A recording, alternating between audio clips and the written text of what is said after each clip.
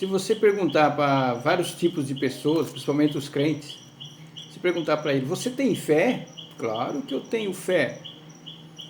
E aí você começa a conversar com aquela pessoa e você vê que a vida dela é um desânimo, a vida dela não tem muito entusiasmo, né? Essa é uma fé comum, mas é a fé verdadeira. A fé verdadeira vem acompanhada de uma palavrinha chamada esperança. A esperança é que é a força motriz daquele sentimento que vai produzir entusiasmo em nós. Porque se você está uma pessoa esperançosa, as suas energias vai ser renovada junto com a fé, né? Porque quando você tem a fé em algo que você não vê e a esperança esperando aquilo que também você não vê, ela se forma a fé. E as pessoas vivem uma vida assim, né, muito sem esperança, e o sentimento nelas está apegado a esta dimensão. Por isso que elas vivem triste e também desanimadas e frustradas. E você que está do outro lado aí, você tem a esperança? Você tem esperança em seu coração, além de você ter a fé? Né? O que é a esperança? A esperança é produzida por quê? Pelo que a esperança é produzida? Para nós que abraçamos a fé, a nossa esperança é produzida por causa da promessa do nosso Deus. A promessa, ela produz esperança, né? E no livro de Hebreus, capítulo 11, vamos ver alguns exemplos de promessa que produziu uma esperança e a fé junto, né?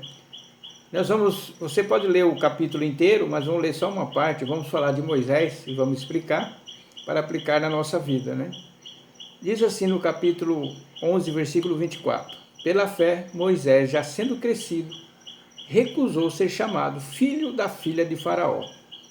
Naquela época, o Egito dominava o mundo, era a maior potência, ela que ditava as regras, né? E a palavra de Deus está dizendo que Moisés se recusou a ser chamado filho da filha de Faraó, ou então conviver lá no palácio. E no versículo 25 diz assim: escolhendo antes ser afligido com o povo de Deus, do que, por um período, desfrutar do gozo do pecado. E aí Moisés falou assim: não, peraí, essa troca aqui eu vou fazer, porque essa troca, essa promessa que eu tenho é muito melhor do que esse prazer aqui que vai passar logo, logo vai passar, né? E aí no versículo 26, considerando a desonra de Cristo como riqueza maior do que os tesouros do Egito, porque tinha em vista a recompensa do galardão. Quer dizer, ele sabia de uma promessa, de um galardão que foi prometido para ele, né? E para nós, o que é prometido para nós?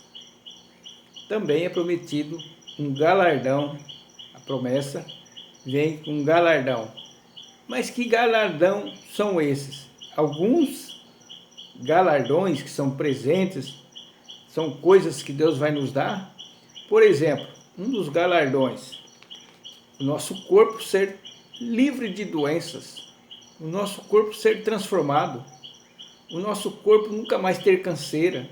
Você já parou para pensar sobre isso? Outro galardão, você já parou para pensar que você irá morar numa cidade toda de ouro?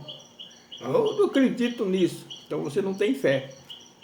E aí você não vai ter a promessa e você não vai ter a esperança. Porque a palavra de Deus promete que Ele vai dar um novo céu e uma nova terra para nós. Isso aqui são galardões, são presentes de Deus. E riquezas. A palavra de Deus fala que Ele vai nos dar riquezas. Riquezas, bens duráveis. Então, se você vive uma vida aí, né, murcha. Muitas pessoas, esses dias alguém falou assim: ah, chegou um senhor lá, cabelinho branco, e não tem nenhuma ruga, né? Estava falando de mim. E aí, realmente, eu já sou idoso. Mas eu estou feliz por ser um idoso. Por que eu estou feliz? Porque eu estou próximo de tomar posse do meu galardão. Eu estou próximo de entrar nessa cidade, o qual tanto eu preguei, tanto falei. Estou próximo de ter um novo corpo, totalmente transformado, livre de diabetes, livre de tantas outras coisas, né? A minha decadência, a minha aparência, tudo. Nossa aparência, né? E Deus deu essa promessa para nós. Então, eu não quero voltar atrás. Eu estou próximo, já estou no caminho, já bem perto de alcançar todas essas promessas aqui. Por isso que eu sou feliz, eu sou uma pessoa alegre. Porque eu olho essas promessas aqui, eu acredito mesmo. Menos tempo, mais tempo eu vou estar andando nas ruas de ouro. Menos tempo, mais tempo eu vou estar um corpo como o corpo do nosso mestre. Jesus atravessou a parede lá. Jesus tem a capacidade de se adaptar ao ambiente, igual ele já tinha ressurreto, comeu lá com os discípulos.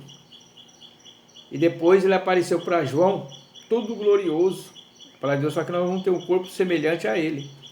Então, meus amigos, meus irmãos, se você ler aqui os heróis da fé, né, aqui no capítulo 11 de Hebreus, você vai ver a Raabe, né, Gideão, está falando de Davi, Samuel, os profetas, está falando de muitos deles, falando que eles tinham os olhares lá na frente. Por isso que às vezes a gente fica aí, às vezes Deus, na sua misericórdia, dá uns bens materiais, fica todo feliz.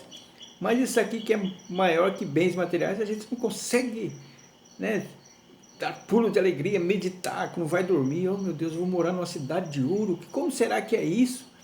Eu vou andar numa rua, aqui eu ando numa rua esburacada, ou então eu vou visitar uma outra cidade, eu vejo aquelas asfalto, né, bem planinho. Mas nós vamos andar em ruas de ouros, ter coisas maravilhosas, cidade maravilhosa. E às vezes nós não conseguimos ficar alegres com isso, né? Mas eu espero que através dessa palavra de Deus, você a partir de hoje, deixa tudo como Moisés fez. Deixa tudo para lá, isso aqui é passageiro, não me interessa essas coisas, eu quero batalhar pelo nosso galardão. Que Deus possa abrir a tua mente em nome de Jesus. Amém.